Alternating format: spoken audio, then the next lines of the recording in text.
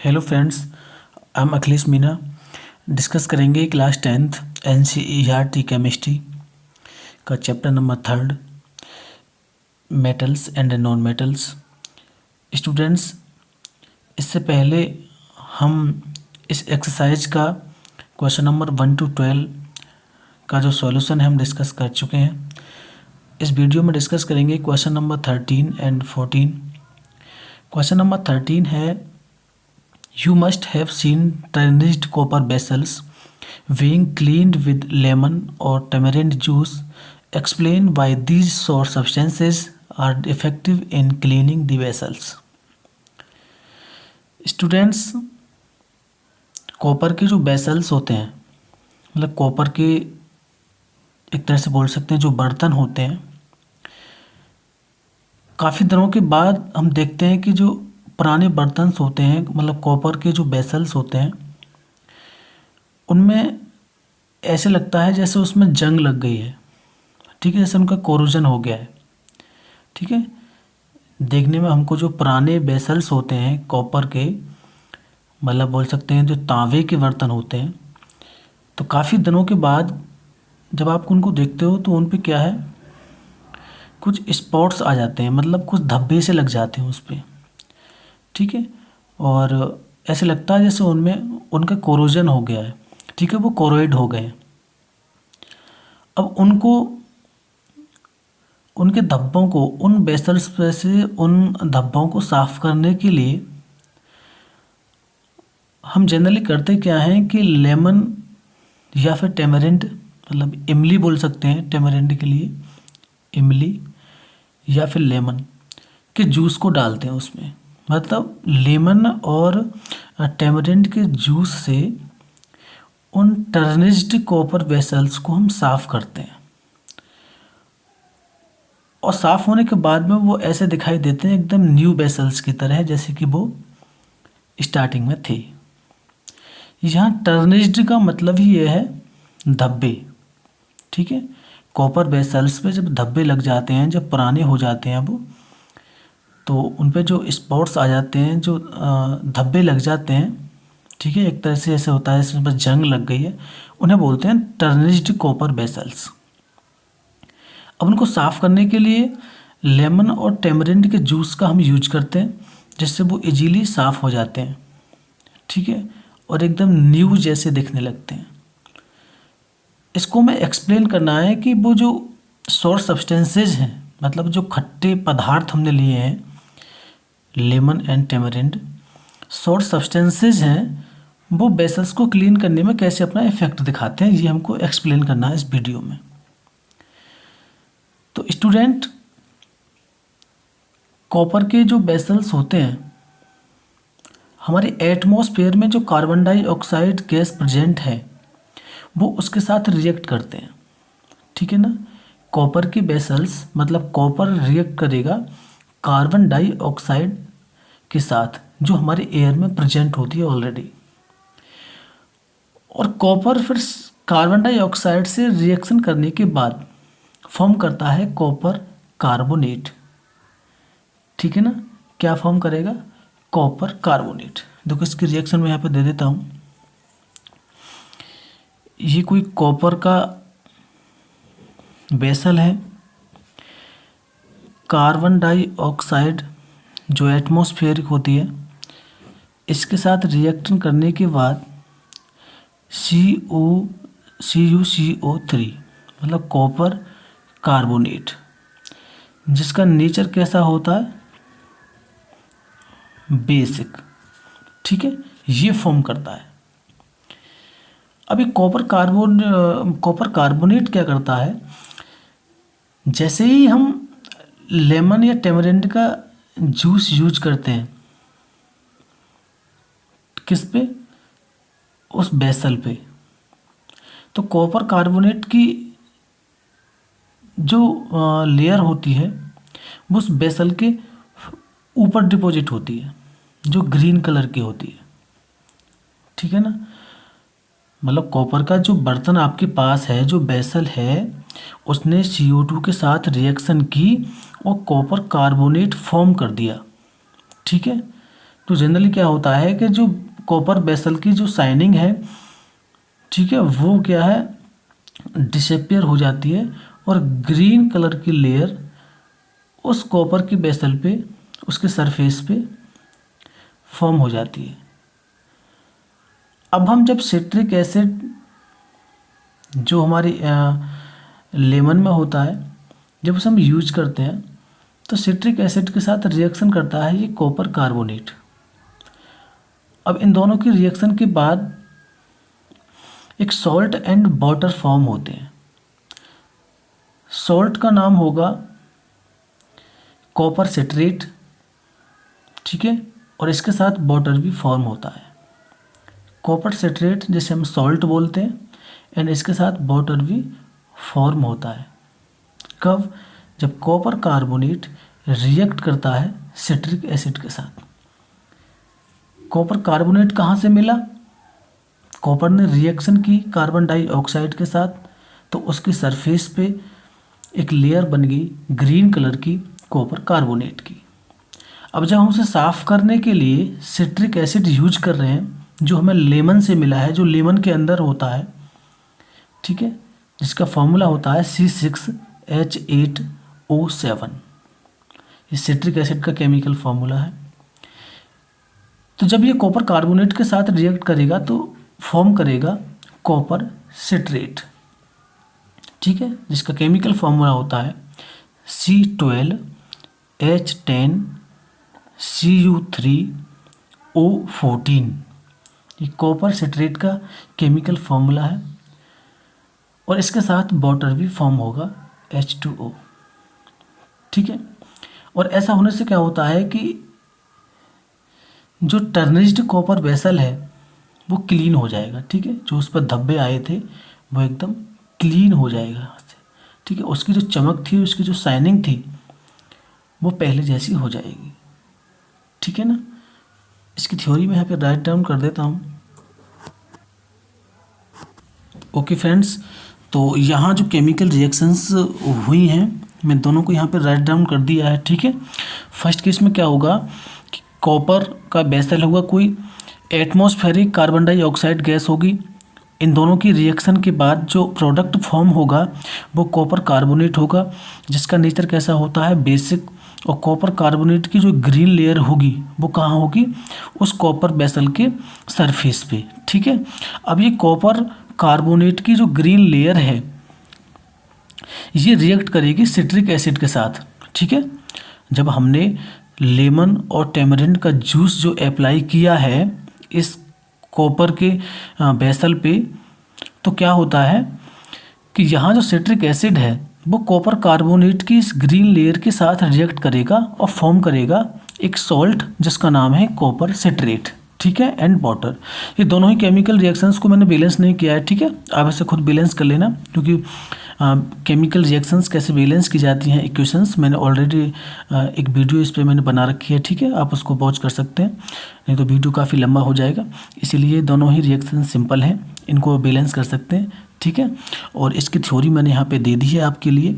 जब copper on keeping in air, जब copper को हम क्या एयर में रखते हैं तो क्या होता है, जो एटमॉस्फेरिक कार्बन डाइऑक्साइड होती है वो उसके साथ रिएक्ट करती है और एक green layer of copper carbonate reacts.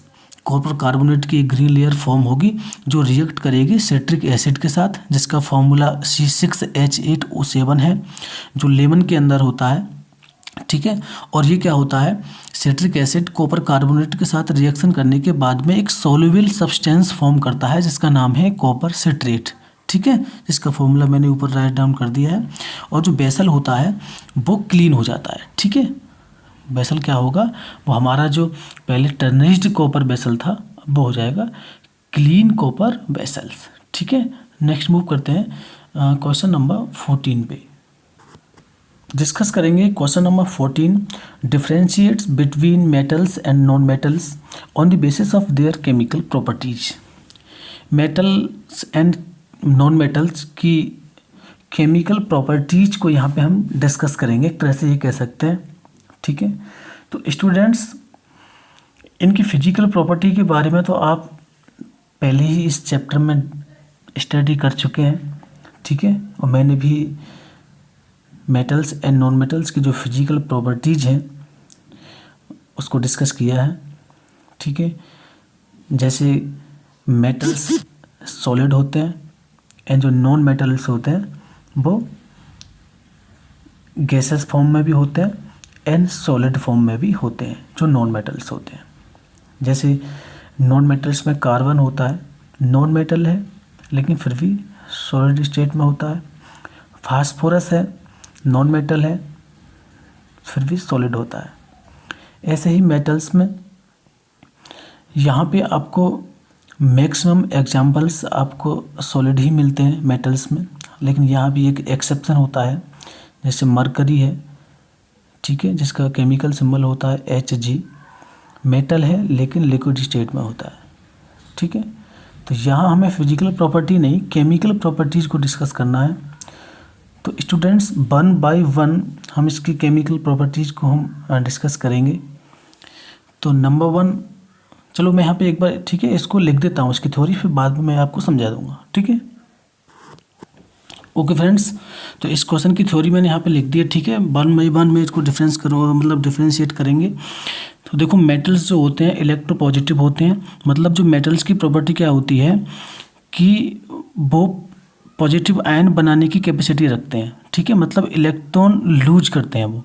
जैसे सोडियम ने 1 इलेक्ट्रॉन लूज किया है तो इसके ऊपर आएगा 1 पॉजिटिव चार्ज। ठीक है, तो मैग्नीशियम 2 इलेक्ट्रॉन्स लूज करता है अपनी आउटर मोस्ट सेल से, तो ये कंटेन करेगा 2 पॉजिटिव चार्ज। ठीक है, तो जो मेटल्स होते हैं वो पॉजिटिव आयन बनाने की टेंडेंसी रखते हैं। ठीक है, मतलब इलेक्ट्रॉन लूज करने की टेंडेंसी होती है इनकी मेटल्स की, और जो इलेक्ट्रॉन लूज करने की जो टेंडेंसी है इसे हम क्या बोलते हैं, इलेक्ट्रोपॉजिटिव।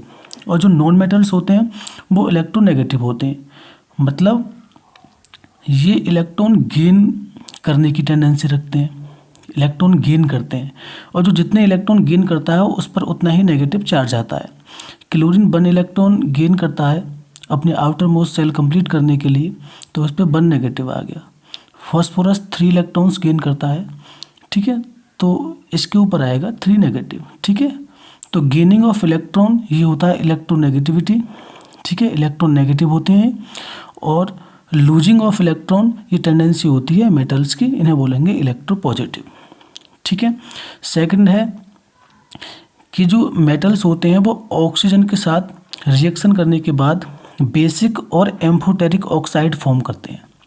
ठीक है, basic oxide and amphoteric oxide दोनों ऑक्साइड को फॉर्म करते हैं मेटल्स, किसके साथ, जब वो रिएक्ट करते हैं ऑक्सीजन के साथ। देखो यहाँ पे देखो ऑक्सीजन के साथ रिएक्ट किया है मैग्नीशियम ने। मैग्नीशियम क्या है, यहाँ मेटल है, तो इसने मैग्नीशियम ऑक्साइड फॉर्म किया है जिसका नेचर होता है बेसिक।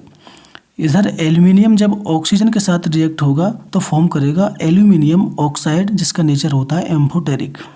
इधर जो नॉन मेटल्स होते हैं ये ऑक्सीजन के साथ रिएक्शन के बाद देते हैं एसिडिक एंड न्यूट्रल ऑक्साइड्स। ठीक है, कार्बन नॉन मेटल है, ऑक्सीजन के साथ रिएक्ट करेगा, कार्बन डाइऑक्साइड गैस फॉर्म करेगा जिसका नेचर होता है एसिडिक। और कार्बन जब सिंगल एटम के साथ, मतलब सिंगल एटम्स ऑफ ऑक्सीजन के साथ रिएक्शन करेगा तो कार्बन मोनोऑक्साइड फॉर्म करेगा, तो इसका नेचर होता है न्यूट्रल। ठीक है, मतलब जब कार्बन मोनोऑक्साइड फॉर्म करता है ऑक्सीजन के साथ तो नेचर होता है उसका न्यूट्रल, और जब कार्बन ऑक्सीजन के साथ कार्बन डाइऑक्साइड फॉर्म करता है तो उसका नेचर होता है एसिडिक।